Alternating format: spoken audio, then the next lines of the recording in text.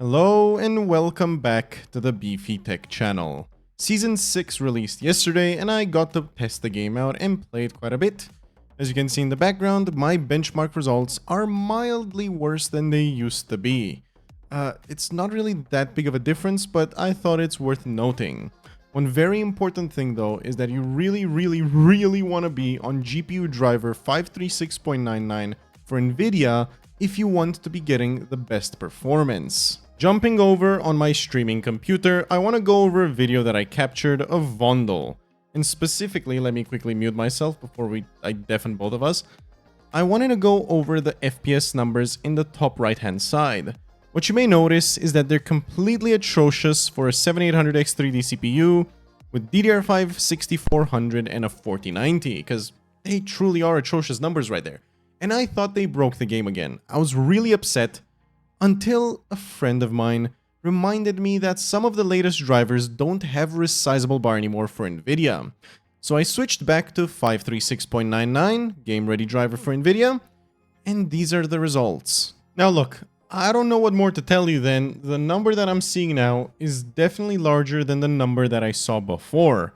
And remember, this is the worst FPS spot. Looking this way will give outright the worst FPS on this side of the map. If you look to the right, you may notice that the FPS is significantly better. Like way better.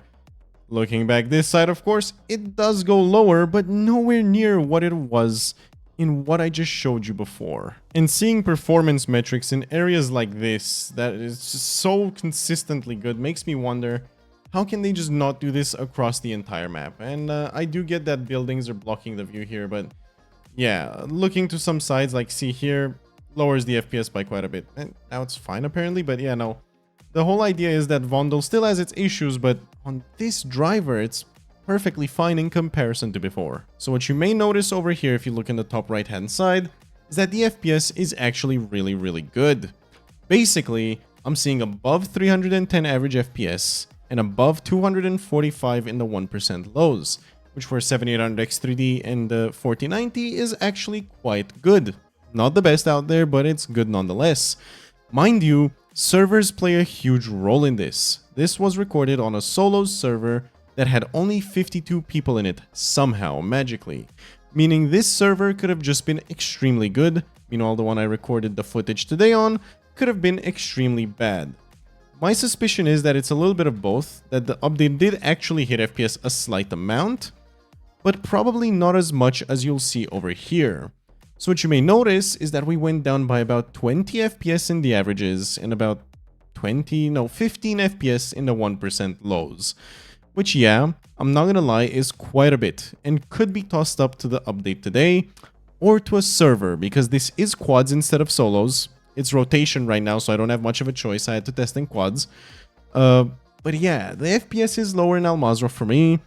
I don't know if it's a server, it could be, but I just thought I'd let you guys know. Performance does seem to have degraded a little bit. To sum up where my initial performance issues came from, it would seem that past 536.99 NVIDIA Game Ready driver, they removed Call of Duty from the profile of Resizable bar. Meaning Call of Duty doesn't have rebar anymore if you go above 536.99, which is a bit of a pain. And I was running a late driver, I think it was the latest driver, and that was the issue. I switched to 536.99 and here we are with good performance yet again. Mind you, not what it was before Season 6. But regardless, let me quickly do a magic trick and show you guys where you can download the driver yourself, or you can just go into the description. Yeah, honestly, if you play Call of Duty, don't even dare move past this driver for now because they completely ruined it. You might not know, but the double barrel shotgun got quite a buff, and by quite a buff, I mean a hell of a buff. A new trigger attachment that essentially allows you to shoot both shots at once and instantly one-tap an enemy from like 10 meters. Let me give such example.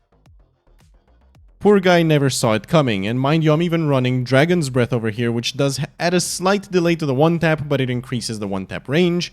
Use it while you can, because they're gonna nerf this probably by tomorrow or in another day, because they already removed it from ranked, so they admit it's overpowered.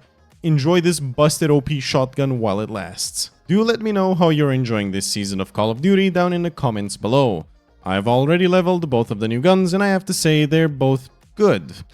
I like the ISO 9, the PP ISO as I've titled it here, a lot more than I like the assault rifle though. I don't know, man, I just don't fancy this assault rifle the way I thought I would. I still prefer the AK even after its destructive nerfs just yesterday. With that said, I hope you enjoyed today's video. I'm gonna go play some more Call of Duty. Have a good one and enjoy.